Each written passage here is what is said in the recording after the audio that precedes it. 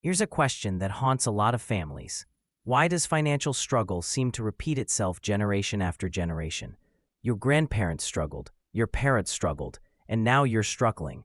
It's like there's an invisible ceiling that nobody in your family can break through. But here's what I've learned after years of studying what the Bible actually says about money. That ceiling isn't about your income, your education, or even your opportunities. It's about something far more fundamental that most of us were never taught. The Bible doesn't just talk about money. It gives us a complete system for building wealth that doesn't evaporate in one lifetime, but compounds across generations.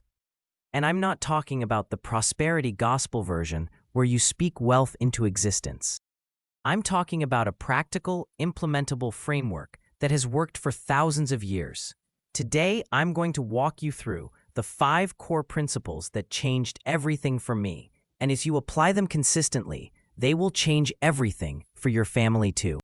Principle 1. Wealth without purpose destroys itself. Most people approach wealth building backwards. They set a number in their head. Maybe it's $1 million. Maybe it's enough to retire early.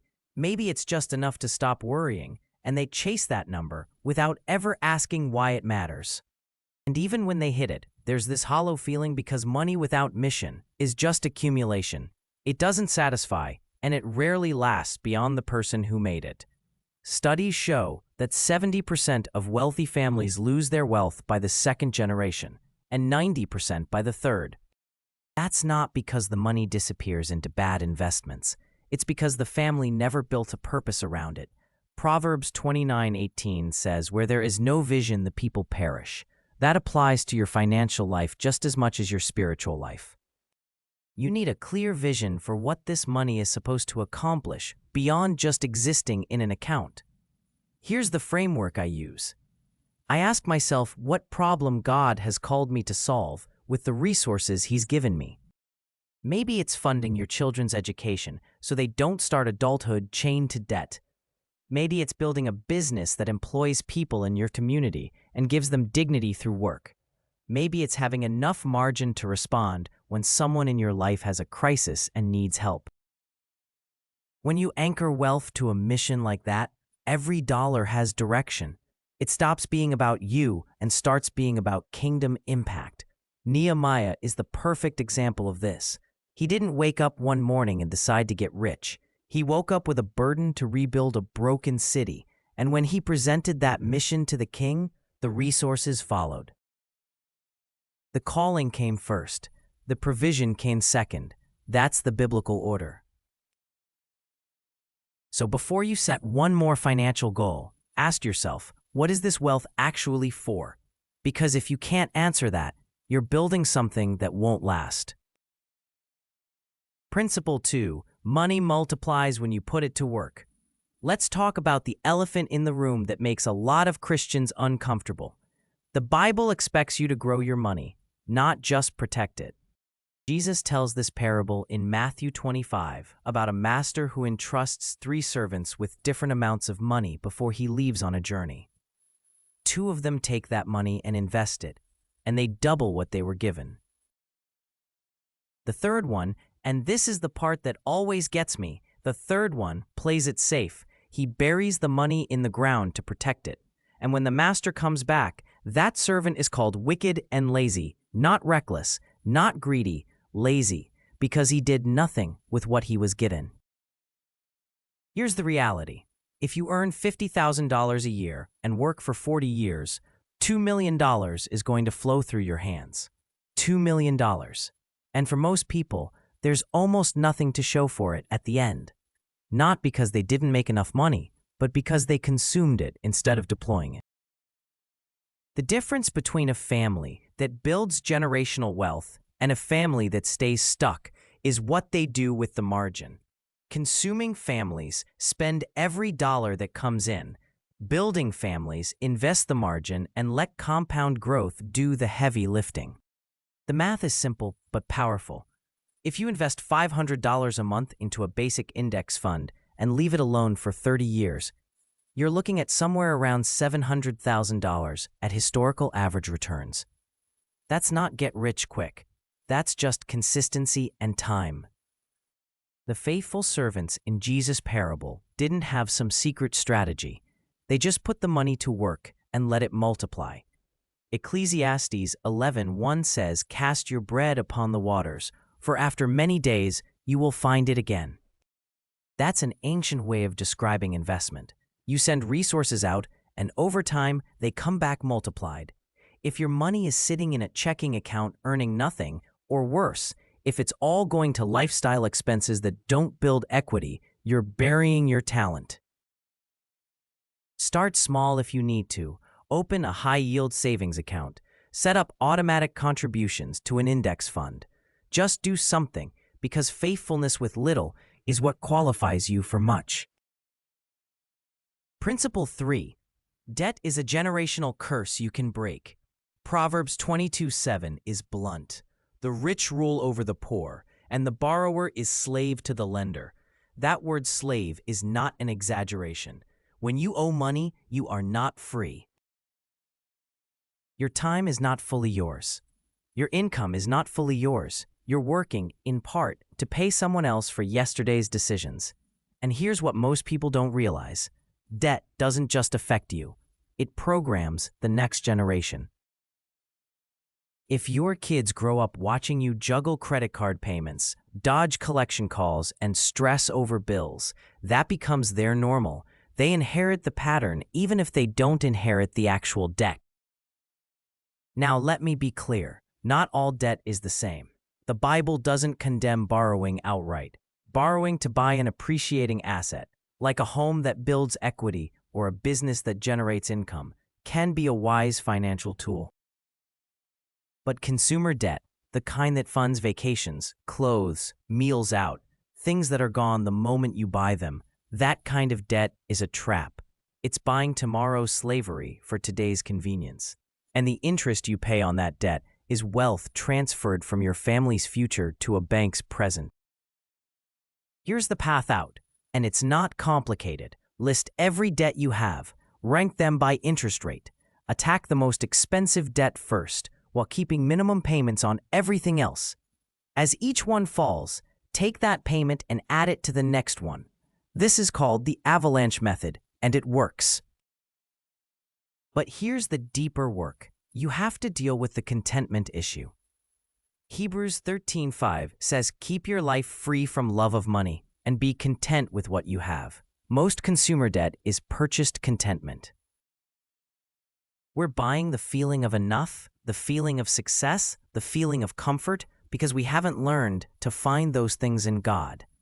Break the debt cycle in your generation so your kids don't inherit it. That is one of the most loving things you can do for them.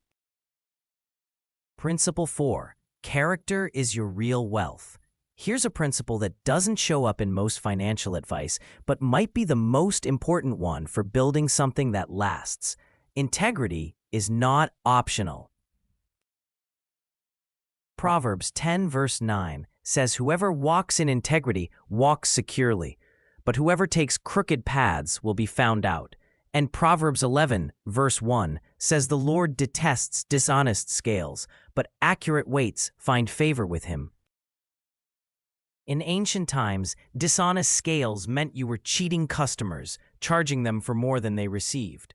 Today, it looks like misleading marketing, cutting corners on quality, exploiting employees, inflating numbers to look better than you are. And here's why this matters for generational wealth specifically. Trust compounds. A business built on integrity doesn't just retain customers, it retains reputation. Reputation is an asset that doesn't show up on a balance sheet, but it has real, measurable, compounding value. People do business with people they trust, and they tell others about people they trust. Your character becomes your brand.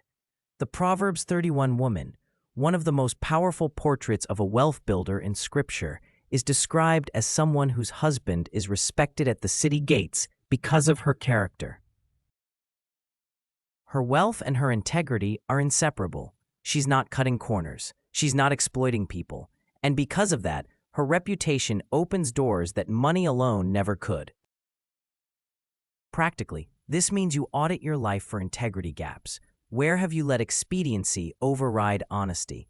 Where are you bending the rules because nobody's watching? Those small compromises are cracks in your foundation. They might not collapse the building today, but they will eventually.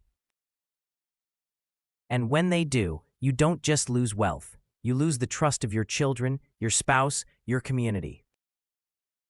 Proverbs 27 says, "The righteous lead blameless lives. Blessed are their children after them." Your kids inherit your character just as much as they inherit your assets.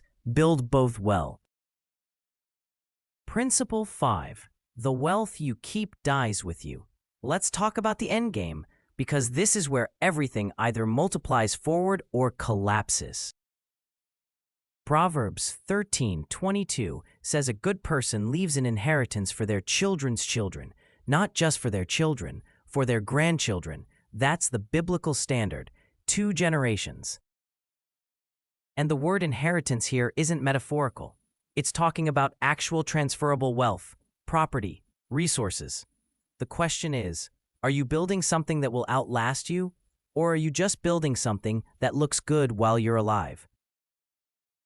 Most people treat wealth as something to spend before they die. The goal is to enjoy it, and whatever's left over is a bonus for the kids. But that's not the biblical model. The biblical model is stewardship. You are a manager of resources that God has entrusted to you for a season, and your job is to grow them and pass them on in better condition than you receive them. That means you need 3 things: financial structure, relational wisdom, and spiritual legacy. Financial structure means you have a will. You have designated beneficiaries on every account. You've met with an estate planning attorney and set up the legal framework so your wealth transfers according to your intentions, not default probate laws. Most people skip this because planning for death feels morbid, but failing to plan is choosing chaos for the people you love most. Relational wisdom means you're teaching your children about money before they inherit it. You're letting them see how you budget, how you give, how you make financial decisions. You're apprenticing them in stewardship so they have the judgment to handle wealth responsibly. Because here's the hard truth: money without wisdom is a curse, not a blessing. A trust fund handed to someone who was never taught how to manage it becomes a trap. And spiritual legacy is the deepest layer. It's making sure your children don't just inherit your money. They inherit your faith, your values, your mission.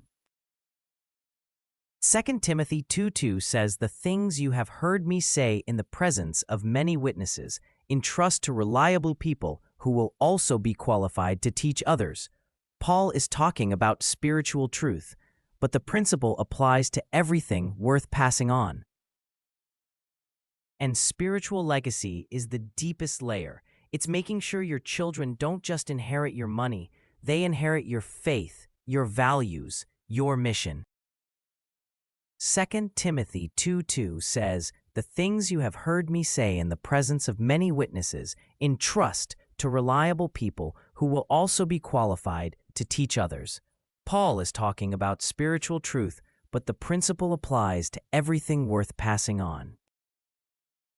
You invest in people who will invest in the next generation. That's how movements outlast individuals. That's how wealth becomes generational instead of just personal. So ask yourself, if I died tomorrow, what would my children actually inherit? Would it just be a bank account, or would it be a blueprint for how to live, how to give, how to build something that matters? Because Proverbs 13:22 doesn't say a rich person leaves an inheritance. It says a good person does.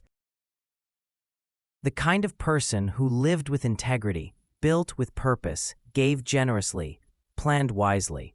That's the standard. That's what generational wealth actually looks like. Here's the blueprint in summary. Anchor your wealth to a mission that's bigger than you, so it has direction and meaning. Put your money to work through disciplined investing, so it compounds over time instead of just sitting there.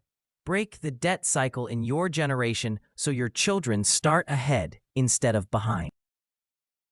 Build your wealth on a foundation of integrity, because character is the only asset that truly lasts. Create a plan for transferring not just your money, but your wisdom and your faith, so that what you build outlives you. This isn't about getting rich quick. It's about building something that matters for the long run. The decisions you make today with your money will echo into your children's lives and your grandchildren's lives. The question is whether those echoes will be blessings or burdens. If this framework gave you one shift in how you think about money, share it with someone in your family who needs to hear it. That's how generational change actually starts. Thanks for watching, and I'll see you in the next one.